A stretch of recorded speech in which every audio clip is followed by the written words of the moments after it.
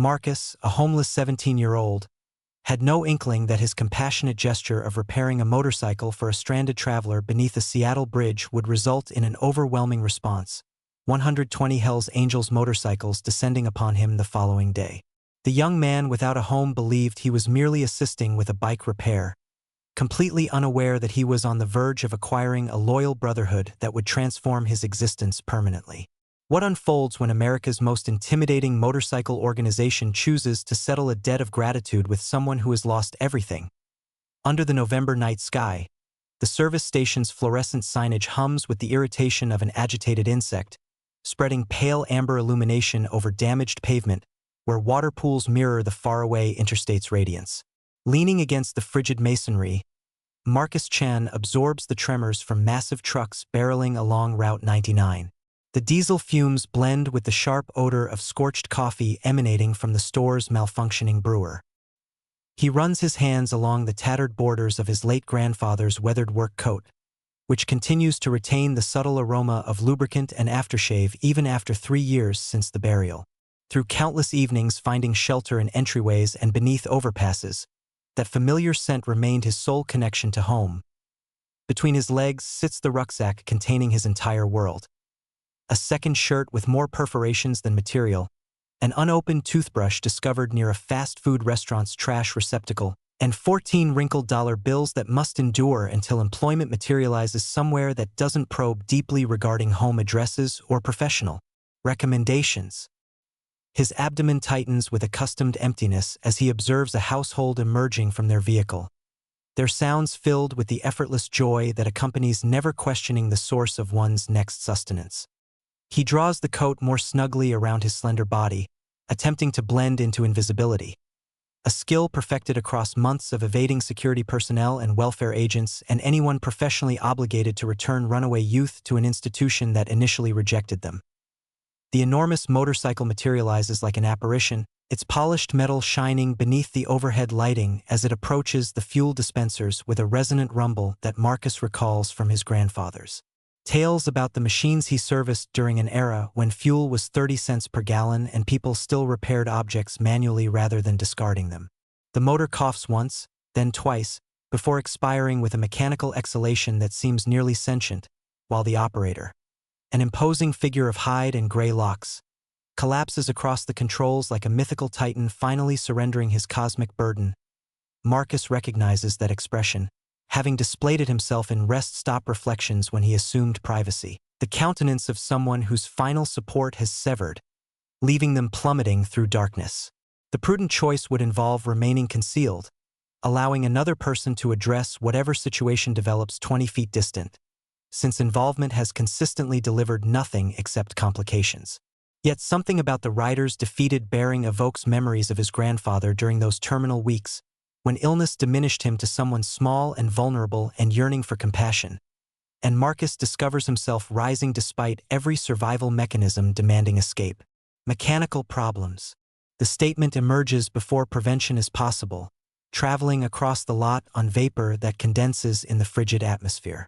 When the motorcyclist raises his gaze with eyes reflecting excessive distance and insufficient tranquility, Marcus comprehends he has just altered the trajectory of both their existences in manners beyond his imagination. The rider's identity emerges like crushed stone and spirits. Jake Morrison, his tone conveying the burden of countless miles of isolation as he reveals his daughter Sarah's upcoming wedding ceremony tomorrow in Sacramento. This marks the initial occasion she has communicated with him across 5 years, the first instance she has pardoned him for all the instances he prioritized the highway over family meals and evening rituals and the subtle exchanges that construct paternal affection. Without invitation, Marcus crouches beside the motorcycle, his hands discovering the mechanism with identical intuitive comprehension that his grandfather imparted in the workshop behind the residence on Elm Street during times when existence was more compact and more secure and comprehensible. The fuel mixer is saturated, Marcus mutters, his movements proceeding with skilled accuracy, despite the temperature that creates joint discomfort. Jake observes with the amazement typically allocated for divine interventions as this youth appearing malnourished for days addresses each element with the devotion of a clergyman managing holy objects. The petroleum vapor burns Marcus' airways, though beneath it he detects something additional, the mineral scent of urgency that adheres to individuals exhausting their time, exhausting their opportunities, exhausting their methods to reconcile matters with those of greatest significance. She likely assumes I won't appear, Jake mentions softly, his aged hands quivering slightly while igniting a cigarette, the light revealing profound creases etched by wind and anxiety, and the specific variety of remorse emerging from caring about someone from afar. Perhaps it's preferable if I remain absent. Perhaps she benefits more proceeding down that passage, believing her father represents merely another irresponsible parent who couldn't manage to stop. Marcus' tone penetrates the nocturnal atmosphere with unexpected strength, his focus never departing the mechanism as he communicates. Don't abandon her before she possesses the opportunity to abandon you. Believe me, the remorse of abstaining from attempting causes greater suffering than the anguish of experiencing rejection. The statements taste acrid in his throat because he understands them intimately, has experienced them daily since his mother selected narcotics over her child and abandoned him to navigate existence independently with merely his grandfather's wisdom, and an obstinate refusal to accept that affection invariably concludes in desertion. The motorcycle awakens with thunder-like sound blessing the ground, and Jake's expression converts from hopelessness to something resembling optimism as he grasps the controls with hands understanding precisely their necessary destination. He extends toward his billfold with the mechanical motion of someone familiar with compensating for assistance provided, though Marcus retreats into obscurity, declining with the dignity that poverty has failed to extract from him. Simply reach your daughter, he states, and the words suspend in the cold atmosphere between them like a blessing, like an answered supplication by someone comprehending that occasionally deliverance arrives not from receiving something but from surrendering it. Jake studies him for an extended interval, committing to memory the appearance of this unexpected savior who materialized when hope was most necessary, then accelerates the motor and vanishes into darkness, leaving Marcus isolated with the remaining exhaust scent and the gratitude echo that sounded precisely like his grandfather's voice announcing "Excellent work, son," in that manner that temporarily convinced him he might actually deserve preservation.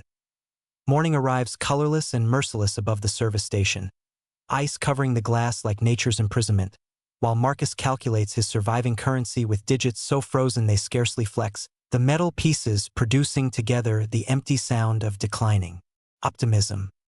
He has remained conscious throughout the night, too stimulated from the interaction with Jake for sleep, mentally replaying the instant when the rider's eyes filled with something resembling salvation, questioning whether compassion represents merely another term for foolishness when you're 17 and homeless and depleting survival methods against the world's indifferent brutality. The coffee dispenser inside the store makes dying animal sounds, and he's determining whether the $1.50 for something heated to warm his extremities is affordable when he perceives it. A sound resembling the end times descending from the peaks, intensifying louder and deeper until the atmosphere itself appears to oscillate with mechanical rage. They materialize from the morning fog like contemporary cavalrymen, polished metal and hide gleaming in the dim sunlight as 120 motorcycles roar down Route 99, in flawless arrangement, their motors producing a harmony of force that causes the station windows to vibrate in their settings and activates vehicle alarms 3 streets away. Marcus experiences his circulation converting to frozen liquid as he identifies the characteristic insignias, the skull symbols and winged emblems marking these operators as participants of America's most infamous motorcycle organization, the Hells Angels arriving like military forces with an objective that cannot possibly involve him except in his most terrible imaginings. His limbs desire escape, though his feet appear fused to the pavement as the procession enters the station with martial accuracy, encircling him not in a ring but in something appearing impossibly like security, their vehicles forming an obstacle between him and the remainder of existence. Leading this impressive parade rides Jake, though not the defeated individual from the previous evening.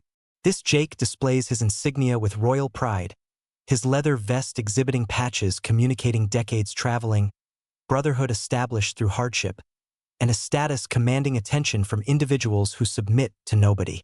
He removes his protective headgear with intentional ritual, his silver locks capturing the morning illumination as he examines the scene like a commander inspecting his forces. And when his gaze locates Marcus positioned motionless near the fuel dispensers, his aged face transforms into a smile that converts his entire presence from road fighter to something appearing frighteningly like kinship. Gentlemen, Jake's tone travels across the lot with authority, acquired through years guiding individuals who would accompany him through perdition itself. I desire you to encounter the young individual who ensured I didn't overlook the most significant occasion of my daughter's existence. The words suspend in the frigid atmosphere like a blessing, and suddenly Marcus comprehends that he's not encircled by threat, but by something considerably more alarming. Appreciation supported by the variety of power that can transform an existence in manners both marvelous and terrifying. The conversion occurs gradually, like observing the sun ascending above peaks he's never possessed sufficient courage to scale, as these hide-covered giants who could destroy him without consideration twice. Instead address him like something valuable, something deserving protection. Aged hands extend not to extract but to provide, forcing wrinkled currency into his palms despite his stuttered objections, presenting nourishment from their storage pouches with the gentle persistence that evokes his grandfather compelling him to consume broth when he was too ill to desire anything except rest. Their tones, coarse from years shouting above engine sound and highway breeze, express appreciation and regard in statements that sound unfamiliar to hearing accustomed to distrust and dismissal. Marcus experiences something within his torso that he assumed had expired with his grandfather. The pleasant sensation of belonging somewhere, of significance to someone, of being perceived as more than merely another disposable youth that society prefers forgetting. Jake approaches with the calculated pace of someone who has discovered that the most significant instants in existence demand ritual, and when he envelopes Marcus in a powerful embrace that carries leather and lubricant and something indefinably fatherly, he murmurs statements that revise the teenager's comprehension of his personal value. "You restored my daughter to me, young man." The ceremony was magnificent, and she continuously inquired about the Savior who ensured her father didn't disappoint her again. "Now permit us to restore something to you." The embrace persists longer than Marcus considered possible, sufficiently long for him to recall what being held by someone who selected to care for him felt like, sufficiently long for the frozen barrier around his emotions to fracture and admit the hazardous possibility of optimism. They don't merely provide him currency, though there's more cash in his clothing now than he's witnessed since his grandfather's burial. They provide him something considerably more precious.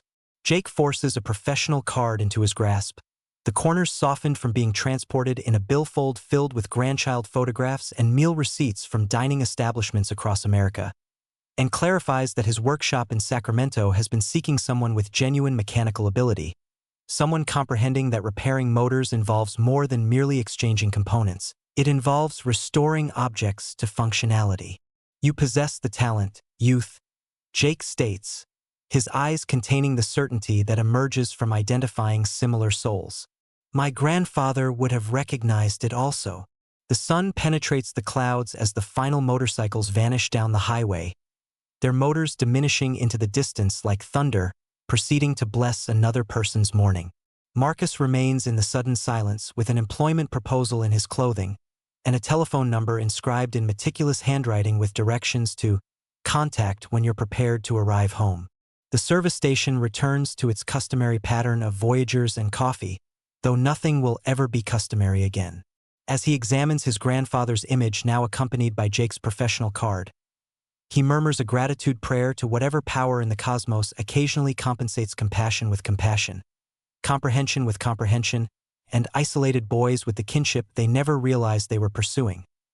The fluorescent signage flickers above him like a divine favor, projecting spectrum illumination on the pavement where lubricant marks narrate stories of voyagers assisted and expeditions. Continued, and Marcus positions his rucksack with the burden of optimism instead of hopelessness. Prepared to commence the extended journey toward Sacramento and the initial genuine home he's possessed since affection discovered how to exist in the sound of motors activating on frigid mornings.